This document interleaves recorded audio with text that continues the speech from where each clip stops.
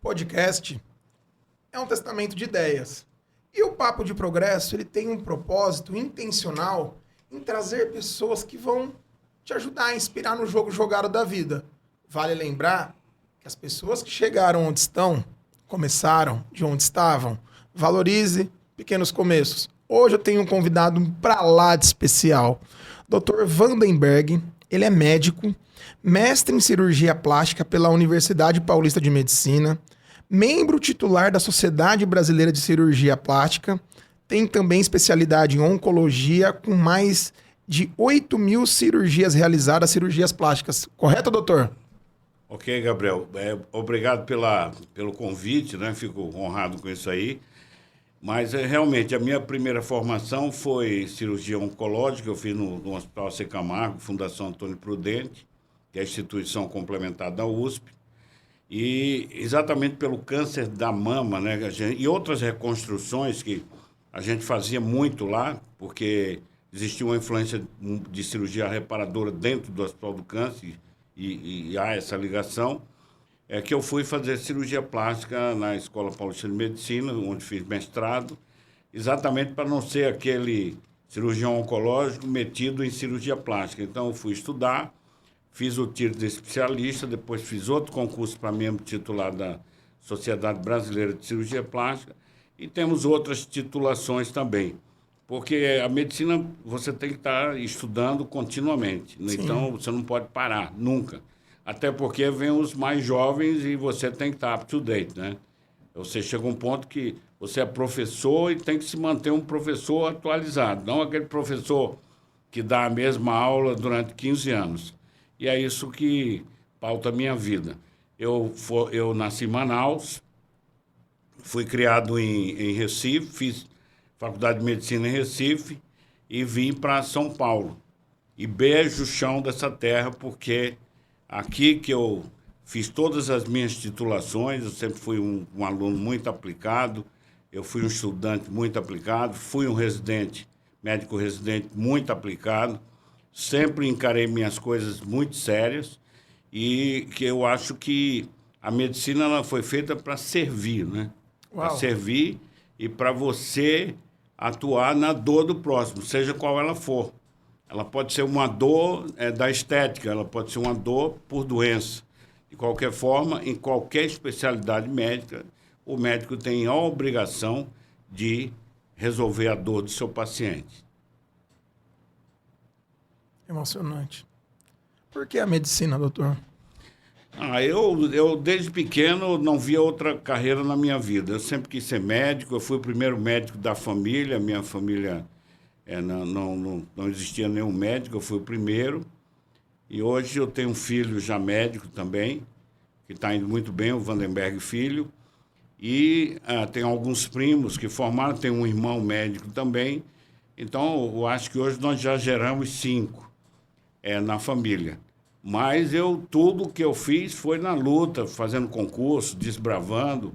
Vim para São Paulo, cheguei aqui, né? Também fui discriminado como nordestino no início.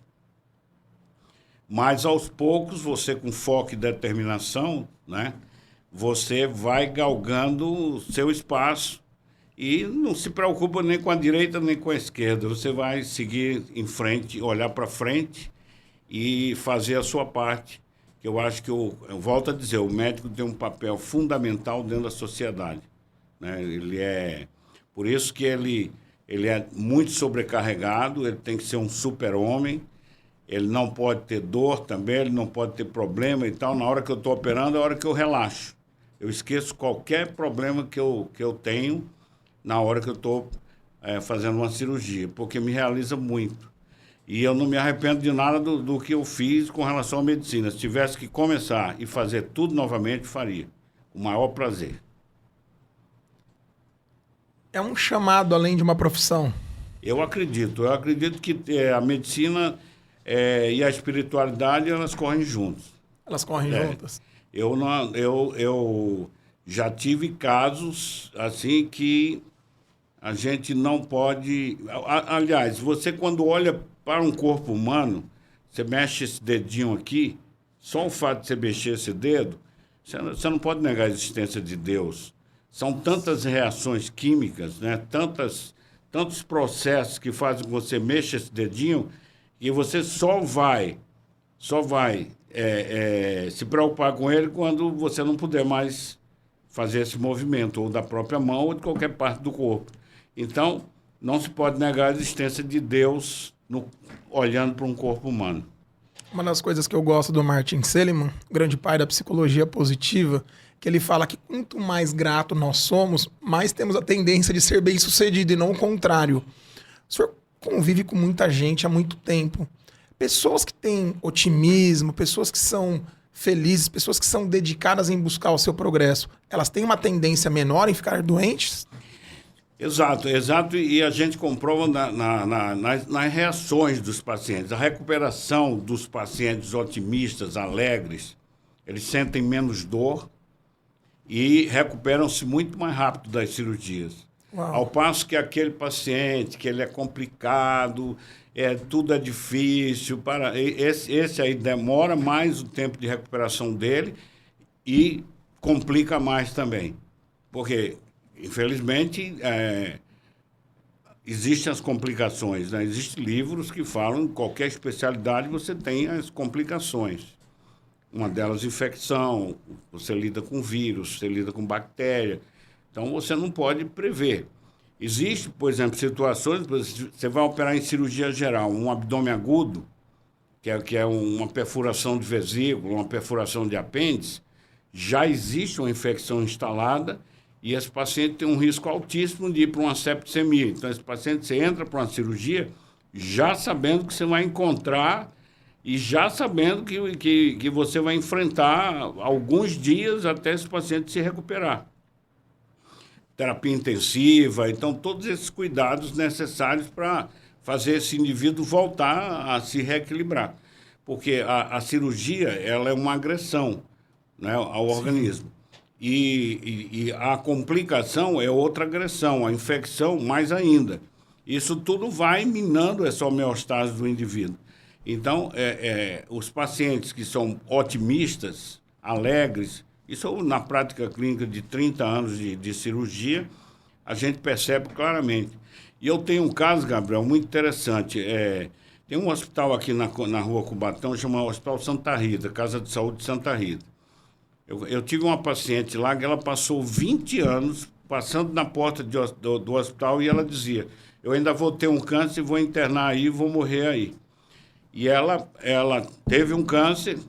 Eu estava, inclusive, eu tinha acho que 5 anos pós-residência de cirurgia oncológica, e a primeira cirurgia que eu fiz nela, acho que levou 10 horas de duração, era um câncer de útero.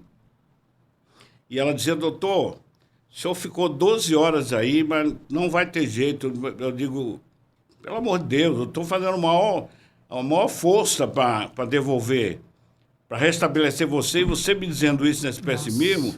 Não é possível você agir dessa forma. Mas ela era assim, e foi, depois ela teve uma recidiva e tal, até que...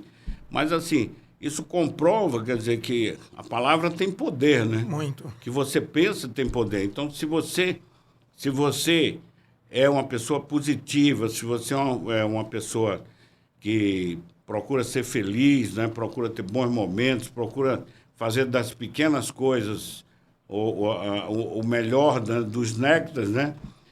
Eu acho que ele leva uma vida muito mais fácil, com muito menos problemas. Mas, assim, a medicina ela não foi feita para dar errado, ela foi feita exatamente, a cirurgia, ela foi feita exatamente em todas as especialidades, exatamente para dar certo. Na cirurgia plástica é uma delas. O cirurgião plástico, na realidade, é um cirurgião da alma, né? Porque o paciente... Desculpa pegar um gancho aqui. O cirurgião plástico, ele é um cirurgião da alma? Da alma. Porque o corpo é o templo do espírito. E a pessoa, quando ela se olha no espelho e ela não tá satisfeita com ela mesma, você procura restabelecer essa homeostase, restabelecer esse equilíbrio. Então, a cirurgia plástica, para muitos, ela tem uma conotação vulgar. Até dentro da própria medicina, para outras especialidades, como eu faço as duas, eu sei o que é uma grande cirurgia, Eu sei o que é operar um intestino, eu sei operar um estômago e sei o que é operar uma cirurgia plástica, porque eu me preparei para isso. Sou um dos poucos no Brasil que faz os dois. Mas a cirurgia plástica, até porque alguns colegas, infelizmente, vão para a televisão e falam da cirurgia plástica, como tem uns que divulgam aí, faz a hidrolipo, a cirurgia da hora do almoço. Não é assim, né? A especialidade é uma especialidade séria. E aí, quando você está trabalhando exatamente para remodelar e ser o cirurgião da alma, de repente, você está na balança, se dá tudo certo, você é Deus, se não dá, você é diabo. Nossa. Então, assim, vem a complicação. Então, se um cirurgião opera 100 pacientes, ele tem uma complicação, 2 complicações, 2%, está dentro da média. Mas se um cirurgião opera 10, 15 complicações, alguma coisa está errada. É má técnica. Então, a avaliação é muito importante. Quando a paciente ela quer fazer uma cirurgia plástica, ela entra num estado eufórico muito grande. E aí é que mora o perigo. Porque ela vai atrás de propaganda, vai atrás do Instagram, vai atrás e às vezes ela cai na mão, às vezes, de que nem é cirurgião plástico e está metendo a mão em cirurgia plástica. E hoje ocorre muito isso. Nossa. Tem muita gente de outras profissões da área médica que estão fazendo pálpebra, estão fazendo o rosto, estão fazendo... E não são cirurgiões plásticos, não são nem médicos. Então, assim... o que me causa espécie é exatamente o nosso Conselho Regional de Medicina não tentar intervir nisso aí, né? Então, a Sociedade Brasileira de Cirurgia Plástica ela tem feito algumas intervenções, mas é uma coisa que causa espécie. E, além de tudo, tem outros até charlatões que é tipo aquele Dr. Bumbum, né, que fazia num apartamento, injetava 400 ml de resina acrílica em cada glúteo de um paciente. Quer dizer, o risco altíssimo de uma embolia, o risco altíssimo dessa resina acrílica migrar para outro lugar. Então, o que eu falo para você é que quando for procurar um cirurgião plástico, primeiro veja se ele é membro da Sociedade Brasileira de Cirurgia Plástica. Porque se ele é membro da sociedade, ele passou por vários filtros. Segundo, procure conversar com pacientes que já foram operados por esse cirurgião. Terceiro, não se encante só com a beleza da clínica dele. Ele pode ter uma clínica belíssima e ser um cara muito competente, como muitas vezes ele está apresentando essa estampa para esconder a incompetência dele. Então, sempre pense muito quando você for procurar um cirurgião, para depois você não... cair em mãos inadequadas e depois ter que passar por um sofrimento, passar por outras cirurgias para poder voltar a se recompor. O médico cirurgião plástico, ele é um atleta de alta performance. Com certeza. Chega o momento de ele começar a pensar em parar, que o corpo... Porque ele precisa das respostas fisiológicas, o raciocínio. Isso acontece quando que é esse momento? Isso é com qualquer cirurgião, né? Sim. Infelizmente, chega uma idade que os reflexos vão diminuindo e aí você não vai beneficiar o paciente. Então, você tem que saber a hora que você vai parar. Mas eu digo sempre o seguinte, o cirurgião ele precisa ter cuidado com a forma física dele, ele precisa se cuidar para poder cuidar dos outros, né? Nossa. O Adib Jatene, que operou 25 mil corações, né? Ele dizia sempre que todo mundo tinha que, acabou o almoço, dormir, encostar em algum lugar e dormir 15 minutos, fazer uma siesta, nem que seja de 15 minutos. Que isso era muito bom para a saúde. É uma das coisas que ele dizia. E ele falava muito e havia muito rigor, exatamente com pontualidade, exatamente com reflexo, com tudo isso. E ele envelheceu, chegou uma hora que ele parou. E você olhava um homem daquele, né, fazia cirurgias extremamente complexas, e dizia, puxa vida, vai parar, né? E chegou uma hora que ele parou. Então, todo mundo vai caminhar uma hora e vai parar. Mas o importante é você deixar o legado. Você deixar o legado, você beneficiar o maior número possível de pacientes e, como eu disse, né, você se preocupar muito com a dor do paciente, seja ela qual for, e você transformar essa dor, numa alegria, né, que é extremamente importante. Quando foi que o senhor chegou em São Paulo? Eu cheguei aqui em 1977. 1977. 77.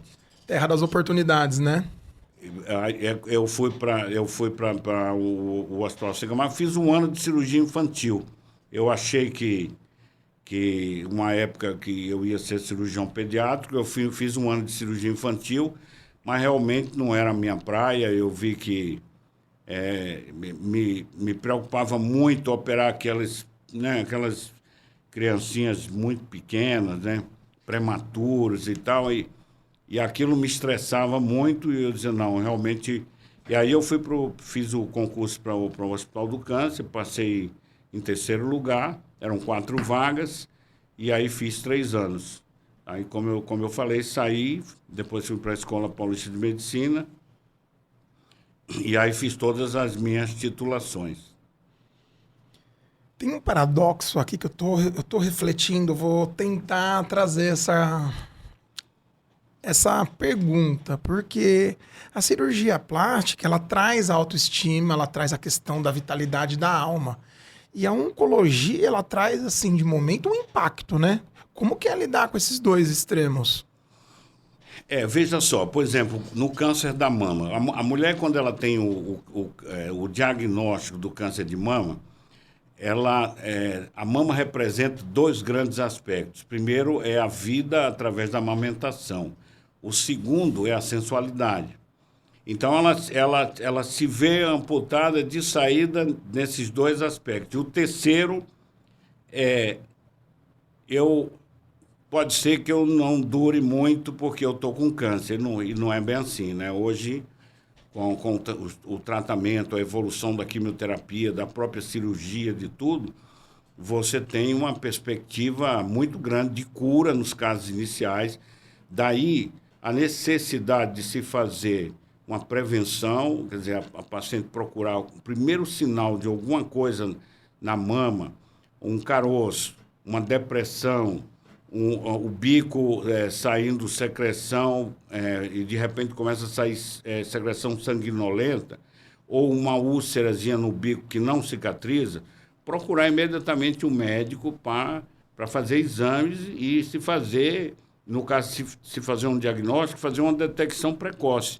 Isso é extremamente importante, porque quanto mais precoce você descobre a doença, você evolui o caso para cura. Então, você pega, por exemplo, uma lesão, que é um carcinoma microinvasivo. Ele entrou ali, está invadindo a parede do ducto 3 milímetros, microscópico. Você fez uma ressecção ampliada ali, deu margem de segurança para o tecido bom, curou a paciente. Ao mesmo tempo, um tumor até 1,9 centímetros. É o estágio 1. Depois você tem o tumor de 2 a 4,9 centímetros, já é estágio 2. Depois você tem mais de 5 centímetros, já é estágio 3. Aí lida com outras coisas, que são receptores, se o gânglio está contaminado ou não durante a cirurgia. E aí você lida com todos esses parâmetros. Mas o importante também, eu sempre tive uma influência de trabalhar com reconstrução imediata. Ou seja, retirando, se precisar retirar a glândula toda, a mastectomia, nós fazemos e reconstruímos imediatamente. Por quê? Porque a paciente, quando é submetida a esse tratamento, ela fica como se tivesse uma cirurgia plástica. E eu, por exemplo, programo todas as minhas cirurgias em câncer, eu programo as incisões como se ela fosse fazer uma cirurgia plástica. Não há necessidade de você fazer outras incisões que deformem a mama, no caso, quando você pode fazer incisões que lembram uma cirurgia plástica. Não esquecendo a radicalidade cirúrgica, que tem que ser dada, ou seja, você tem que operar o tumor adequadamente e você oferecer a essa paciente uma reconstrução. Porque, curiosamente, até a década mais ou menos de 90, a mulher nem opinava sobre o que ia fazer. Quer dizer, o cirurgião chegava, dizia, vai ter que tirar a mão, acabou, pronto. E quando eu fui a um congresso internacional na Argentina em 98, se começou a discutir a oportunidade da mulher opinar sobre o tratamento dela. Nossa. Então, você veja como é que foram as coisas. Em 1981, foi publicado um trabalho no England Journal, que foi feito na Itália, o Humberto Veronese, falando da quadrantectomia, ou seja, a retirada parcial, porque até então não se admitia. Era a retirada total da glândula e a mutilação era muito maior.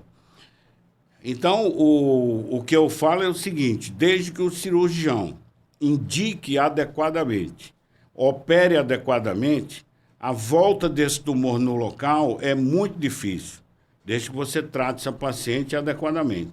Então, nos casos iniciais e até intermediários, a gente pode fazer a reconstrução, porque essa paciente vai ficar com outra cabeça. Eu tive casos, na década de 90, de um paciente passado, na época era um cirurgião muito famoso aqui em São Paulo, ele acertou a retirada da mama com o marido e não falou para o paciente. Quando ela acordou, estava sem mama. Nossa. E aí foi uma tragédia. Essa mulher ficou dois anos dentro de um quarto, em depressão, separou do marido, não quis mais ver a cara nem dele, nem do médico. Essa paciente veio para mim e eu fiz uma reconstrução dessa mama dela, e depois ela foi para terapia e tal, se equilibrou e teve muito bom resultado. Então, são os casos que a gente se depara. Então, a gente se depara com câncer de mama em jovem. Ocorre. Ocorre alguns tipos de cânceres que eles dão em paciente mais jovem, 18 anos, 17 anos. Aí você tem que ver aspectos genéticos. Eu tenho uma família que eu tratei dessa família, eu operei a avó, 2 filhas, e operei essa moça, que está mais ou menos com uns 5 anos. Eu fiz uma retirada total da glândula e reconstruí. Ela não teve sequela psicológica nenhuma, porque ela ficou perfeita com a reconstrução e feliz. Foi para tratamento e tal, mas a cabeça é completamente diferente. Doutor, deixa eu pegar um gancho aqui. Pelo que me parece, tem uma questão genética que precisa ser observada, precisa ser cuidada e acompanhada. Existe uma questão emocional que pode progredir para um processo de câncer? Eu tive um professor que ele dizia sempre, e ele tinha muita razão, ele tinha muita experiência, ficou muitos anos no Memorial Sloan Kettering em Nova York, e ele foi superintendente do Hospital do Câncer, foi meu professor, fui residente dele. E ele dizia sempre o seguinte, que os estados depressivos favoreciam a disseminação da doença. Uau. Porque o grande problema do câncer é quando ele sai do local e vai para outro local, ou seja, ocorre a disseminação, é a metástase, né? Então, quando ocorre a metástase, aí você já vai atrás dela, já é um caso ou medianamente avançado ou muito avançado quando essas metástases são em grande quantidade. E isso envolve também mecanismos intrínsecos ligados à imunologia. Porque nós temos células, são as células sentinela do corpo inteiro, são os linfócitos, os macrófagos, os histiócitos, eles estão ali policiando o código genético. Aconteceu alguma coisa anormal, elas vão lá. Por exemplo, a gente coloca uma prótese de mama. Toda prótese de mama ela tem uma películazinha fina em volta dela. Por quê? Porque as células vão para lá, ela reconhece um corpo estranho e vão formando uma barreira atrás. Quando essa película ela engrossa e fica uma carne muito grande, ou seja, ocorre uma reação antígeno-anticorpo para essa prótese, aí vira cápsula. Aí ela começa muitas vezes a dar dor, a mama fica endurecida, então o paciente rapidamente já percebe que tem alguma coisa errada. Então, assim, além do emocional, você tem mecanismos imunológicos também, muito sérios com relação ao tumor. E os mecanismos psicológicos também, muito provavelmente. E eu acredito que, com o passar do tempo, agora os estudos de ressonância magnética do cérebro, associado ao aprofundamento da genética, dos anticorpos, e tudo isso, cada vez mais nós vamos evoluindo para que a gente consiga encontrar a cura do câncer. Alimentação influencia também? Alimentação, obesidade, por exemplo, álcool em grande quantidade, fumo, né? O cigarro está ligado diretamente aos cânceres de cabeça e pescoço, quer dizer, de lábio, língua, laringe, são cânceres que são muito induzidos pelo tabaco. O câncer de esôfago, em regiões em que se bebe ingere líquido quente, né? Por exemplo, no Brasil, no Maranhão, que tem o tacacá, e no Rio Grande do Sul, pelo chimarrão, né? Existem mecanismos que envolvem o meio. Por exemplo, no norte do Brasil, a promiscuidade sexual e as meninas começam a ter relação cedo e começam a ter contato com doenças venéreas cedo, e o vírus HPV, elas desenvolvem câncer de colo de útero. Então, na região norte do Brasil, o câncer de colo de útero ele é mais frequente do que o de mama. Entendeu? Então, assim, também são mecanismos genéticos relacionados com o meio, relacionados com os hábitos. Isso tudo são fatores que podem induzir ao câncer. O câncer de mama e do ovário estão diretamente relacionados a dois genes, o BR50 e o BR52.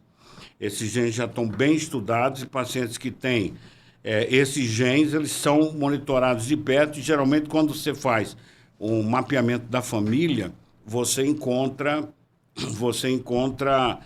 várias pessoas portadoras desse gene. Então, por isso que em pacientes que têm essa história e começa a desenvolver nódulos, você oferece a cirurgia da Angelina Jolie, que é a retirada profilática das duas glândulas mamárias. Embora tenha sido mais ou menos falado em 2012, eu fiz a primeira vez em 98 essa cirurgia. Então, assim, antigamente a gente tinha uma dificuldade muito grande de reconstrução, principalmente quando você fazia essa cirurgia ou propunha essa cirurgia em pacientes mais jovens. E aí você não tinha as próteses ainda numa situação em que você pudesse oferecer uma reconstrução.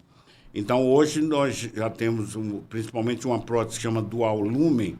Ela é metade silicone e metade murcha. Então, ela fica você coloca embaixo da pele um bojozinho e você insere essa prótese e depois você fura com a agulha, vai injetando soro e essa prótese ela vai dilatando, chega no tamanho que você quer e aí você para, deixa lá. Essa prótese é uma prótese expansora definitiva. Então, tem os retalhos miocutâneos, que também são muito bons, principalmente fizeram parte do passado, mas hoje, principalmente cidades ainda que não tem muita condição, eles são auxiliares muito úteis para a reconstrução dessas pacientes. Ao longo desses anos, sei que o doutor convive com alguém que fala de felicidade, né? Pois é. Minha mulher, inclusive, tem me ajudado muito, né? Porque, como ela tem esse espírito, esse espírito indócil, né? E realmente nós fizemos um casamento muito, muito bom, porque eu também tenho. Eu tenho esse espírito, não sou acomodado, não gosto de acomodação, e aí juntou a fome com a vontade de comer, né? E assim, e realmente assim, tudo que ela estudou e a competência dela, a capacidade e a execução desse livro, a gente vê na prática exatamente, e assim, eu até indico para os pacientes que têm algum problema, né, de patologia ligada ao câncer, para dar uma lida nisso aí e você começar a olhar a vida de maneira diferente. Isso é muito importante, é extremamente importante. E a gente vê hoje pessoas famosas, né, recentemente, a esposa do príncipe lá, Sim. o próprio príncipe está com um problema também, porque o câncer é uma doença crônico-degenerativa, né? Ela vai, à medida que o indivíduo vai envelhecendo, ele vai tendo mais probabilidade, principalmente se ele tiver uma raiz genética. Daí a importância, principalmente a partir dos 40 anos, que as pessoas procurem um médico para fazer a prevenção, para fazer os exames necessários, para exatamente se detectar precocemente e se resolver. Para o homem, por exemplo, eu mando uma mensagem exatamente no caso do câncer da próstata. Uma coisa é você pegar uma lesão, uma cabeça de alfinete na próstata. Outra coisa é quando esse tumor sai da próstata, vai para os gânglios pélvicos, aí ele pode disseminar para pulmão, para osso, para o cérebro, e aí é uma situação incontrolável que, infelizmente, leva esses pacientes para o pior. Existe ainda um certo preconceito por parte dos homens, nós homens, de buscar uma rede de apoio, de buscar uma terapia, buscar um autocuidado, buscar uma visão preventiva? Eu acho, de uma maneira geral, tanto para a plástica quanto para o câncer, né? O homem sempre fica um pouco à deriva. Muita gente não sabe, né? Mas, por exemplo, às vezes o homem está com um problema na esfera sexual. Algum problema, houve uma queda de hormônio, a reposição hormonal ela é muito falada na mulher, mas também é muito indicada no caso do homem. Acima dos 45 anos, acima dos 40 anos já começa a ter um decréscimo da produção de testosterona, e existe um preconceito também, até no meio médico, da reposição de testosterona como indutor do câncer da próstata. Mas não é bem assim. Você precisa avaliar muito bem esse paciente, fazer uma avaliação, ver o histórico familiar, ver, eventualmente pedir até teste genético, então tudo bem, você pode fazer uma reposição. Esse homem vai ficar com outra vida, né? Que o homem se volta muito para a libido, né? Perdeu a libido, cai o mundo. Mas quando ele começa a perder a libido, muitas vezes por um déficit hormonal, e ele não consultou o médico, ele começa a fugir da mulher. Então, à noite, ele fica vendo televisão até tarde, esperando que a mulher durma, ou fica lendo lá um livro, ou vai no banheiro e demora. Carrega uma dor por muito tempo, e a mulher fica achando que ele está traindo ela com outra. E, na realidade, o cara tá com um problema, ele está com problema de ereção, não é? Então, se ele procurar um médico adequado, vai orientá-lo, faz a bateria de exame, você faz o diagnóstico, recompõe esse indivíduo, ele volta ao normal. O que afasta muitos homens principalmente mais velhos, né, que pertencem à geração passada, é o toque retal, que é inconveniente e tudo, e aí afasta muito, mas se pode pedir ultrassom, o PSA, que é um antígeno prostático específico, existe uma ressonância magnética parametrizada. Essa ressonância é como se fatiasse essa próstata em vários cortes, e aí você pode fazer o diagnóstico e pegar um tumor. E outra coisa, a cirurgia da próstata ela evoluiu muito, a videolaparoscopia e a robótica. A robótica ela é mais cara, ligada aos grandes centros. A videolaparoscopia, o equipamento é mais barato e hoje os resultados são praticamente iguais da cirurgia videolaparoscópica ou da robótica. E outra coisa, com a videolaparoscopia e a robótica, se amplia muito o campo cirúrgico. Então, se dá uma ampliação 30 vezes mais do que o olho humano. E antigamente a gente fazia a retirada da próstata aberta, a prostatectomia aberta. E além do sangramento que era muito grande, existe um plexo de nervinhos muito finos na base ali, que a próstata fica na base entre a bexiga e a uretra peniana. Tem a uretra prostática, tem a bexiga e a uretra peniana. E ele fica no assoalho ali. E aí o que acontece? Essa cirurgia invariavelmente lesava esses nervinhos e esses pacientes, uma quantidade muito grande, ficavam impotentes. Entendeu? Era uma tragédia. Houve caso até em Recife de um paciente psiquiátrico, o médico fez uma prostatectomia aberta e o cara já tinha problema de impotência, ficou pior, foi no consultório e matou o cirurgião. Nossa. A tiros. Então, assim, hoje, graças a essa evolução, você pode tranquilamente visualizar todos esses nervinhos, dissecar tudo e manter esse plexo de nervos lá irrigando o pênis, né, dando todo suporte para uma ereção, além, logicamente, do enchimento dos corpos cavernosos pelo sangue. Então, tudo isso você consegue, todos esses avanços, você consegue exatamente e tem que aproveitar, porque a tendência da gente, a nossa média de vida hoje no Brasil está 77, mas a gente vai subir, né? E o importante é você chegar aos 90, 95, andando bem, não lelé em cadeira de roda, né? Então carregado com o cuidador. Se o senhor fosse deixar, para as nossas espectadoras, espectadores, 5 hábitos, 5 rituais que um ser humano saudável e com longevidade para desenvolver no dia a dia, o que seria? Bom, primeiro de tudo, eu acho que você tem que ter a mente muito equilibrada, bons pensamentos, ser uma pessoa feliz, né? Encarar a vida com felicidade, encarar a vida nas inter-relações, né? Perdoar muito, ouvir muito, né? E procurar ser uma pessoa, não aquela pessoa chata, porque eu digo sempre o seguinte, o cara quando está com 90 anos, é aquele velho chato, ele era chato a vida toda, entendeu? Não tem essa, porque ele ficou velho e está chato. Não, o cara era chato desde da idade jovem. A mala só foi acumulando, né? A mala só foi acumulando.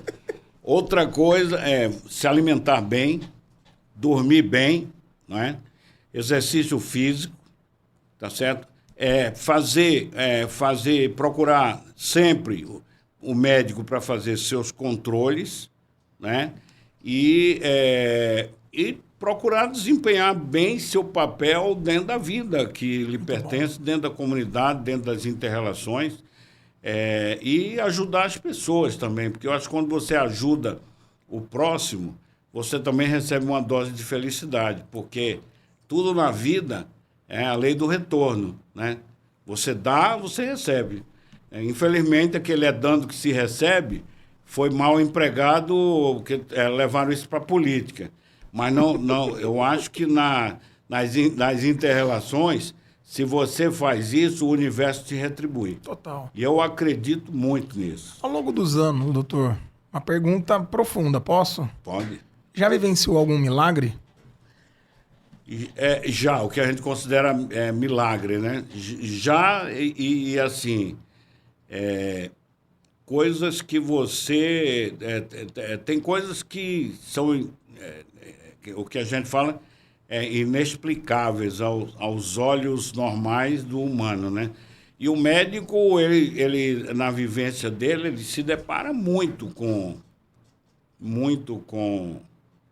Eu, por exemplo, eu já salvei... quando eu trabalhava no Hospital Matarazzo, eu salvei um rapaz de uma estiletada no coração, pegou a ponta do ventrículo, ele estava em frente ao McDonald's na Paulista, E daí ele levou uma estiletada, ele foi assaltado por 3 trombadinhas, isso há 25 anos atrás. E ele levou um furo e a sorte dele é que não levaram ele para o HC, porque não daria tempo. Levaram ele para o Matarazzo e nesse dia tinha sido decretado o fechamento do hospital e eu era o único cirurgião que abria tórax lá. E aí eu até ia saindo do hospital, gritaram que ele tinha acabado de chegar. Eu mesmo levei esse cara na maca com um monte de gente, ainda tinha um anestesista lá por sorte. Já foram pegando veia dele, entubando e tal, e eu consegui salvar a vida desse cara. E 30 anos depois ele me achou no WhatsApp, mandou uma mensagem para mim. Eu fiquei super feliz, ele era um rapaz que morava em Jundiaí, e na época ele tinha, acho que 19 anos. Então, isso aí foi um milagre. Sim. Não é? Eu fui instrumento desse milagre. Mas já vi casos em UTI, casos de pacientes teoricamente desenganados. Teve um caso também que assim, foi muito interessante do ponto de vista, assim, eu não sei se eu posso dizer espiritualidade, mas... Pode. Esse paciente era um paciente jovem e ele tinha a barriga inteira tomada. Eu entrei, reabri, fiz tudo. E ele estava sentado lá e foi piorando. Teve uma noite que eu fui para lá e ele entrou em estado de choque. Daqui a pouco ele parou. E aí, estava a esposa dele no quarto e tal.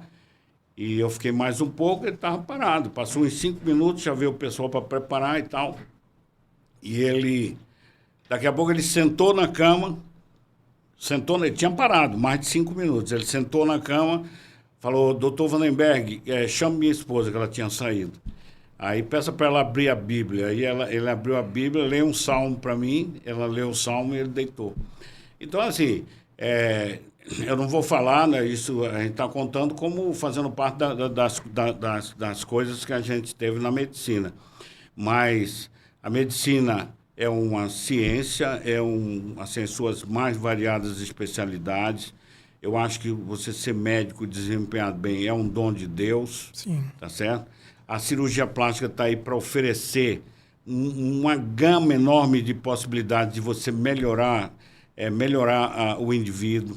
Hoje há uma necessidade nas inter-relações pessoais de que essa pessoa ela se sinta bem, né? E que ela haja esse equilíbrio da mente com o espírito, e a cirurgia plástica ajuda muito. A maior parte das cirurgias dão muito certo, tá certo? Dão muito certo. E as outras especialidades, cada um tem suas peculiaridades e os seus médicos para fazer e ajudar as pessoas a se recuperarem, a tocar sua vida, a serem felizes. E essa é a nossa vida. Esse paciente que deitou na cama, aconteceu o que com ele? Infelizmente, ele se foi. Mas conseguiu, pelo menos... Mas ele pediu para que ela... se despedir. Para que ela lesse o salmo para ele. Isso o médico, ele tem todos... Assim, foi exatamente essa carga na oncologia, que é muito grande, de você ver uma mega quantidade de pessoas, às vezes muito jovens, né, com tumores muito agressivos, e a gente faz 10 horas de cirurgia, reopera não sei quantas vezes, depois, infelizmente, você fica com a sensação de impotência. Tem né? uma questão sobre o médico, vou pegar um gancho aqui, que às vezes o médico não cuida de si. Como que o senhor faz para cuidar de si ao longo dos anos? E uma dica que o senhor deixaria para quem está começando? O médico ele se preocupa muito em cuidar do seu paciente, cuida pouco de si, né? Ele cuida pouco de si, e eu mesmo, a minha mulher, ela fica no meu pé direto, porque até se não fosse ela, era pior, porque eu coloco a carapuça na minha cabeça, né? Como eu tenho uma atividade muito intensa, faço muitas coisas, eu sempre vou deixando, mas graças a Deus Todos os check-ups que eu fiz, eu estou bem. Recentemente eu fiz uma cirurgia de otorrino, correu tudo bem. Mas a mensagem que eu deixo aqui, cuidem dos outros, mas cuidem de si também. É importante, o médico ele não é imortal, ele está sujeito a doenças também, e é importante também que o médico seja diagnosticado precocemente. Muito obrigado, doutor. Uma grande honra tê-lo aqui. Abrilhantou o nosso podcast. Estou em dúvida se é um episódio, se é uma aula de MBA, mas para quem nos acompanhou, com certeza são reflexões que nós levamos para a vida. Gostaria que o senhor encerrasse da melhor maneira que achar que deve ser feito. Gabriel, eu queria parabenizar você, porque você é uma pessoa que entrevista, né? E como você tem esse seu lado espiritual, tranquilo, né? Então você deixa bem o entrevistado bem à vontade, né? Isso é um dom, né? Ser um comunicador é um dom. Cada um tem o seu dom, né? Então, a mensagem que eu passo é que procurem levar a vida da melhor forma possível, procurem o médico regularmente, procurem ter hábitos saudáveis, porque a vida espiritual ela é muito boa, mas, assim, apesar de se falar que existe comunicação, efetivamente a gente não sabe como é o lado de lá, né? Então, enquanto puder ficar aqui, nós vamos ficando. E a maneira de você... essa longevidade, como eu falo, ela tem que ser... Você tem que chegar lá, mas chegar bem, chegar lúcido, chegar sem precisar de ser amparado, né? De ter uma cuidadora do seu lado, de você estar em cadeira de roda. Então, a maneira que você consegue fazer isso é hábitos saudáveis, prevenção e detecção de doenças, boa alimentação, dormir bem e ser feliz. Aproveitar, dar honra a quem merece honra, deixar um abraço especial para a Gramofone, toda a equipe, que tem ajudado a tangibilizar o nosso propósito, que é para benefício de muitos. Se você gostou, compartilha, siga as redes do doutor, estará na descrição. E vale lembrar, o nosso progresso é para benefício de muitos. Até mais, valeu! Esse podcast foi produzido por Gramofone Podcast.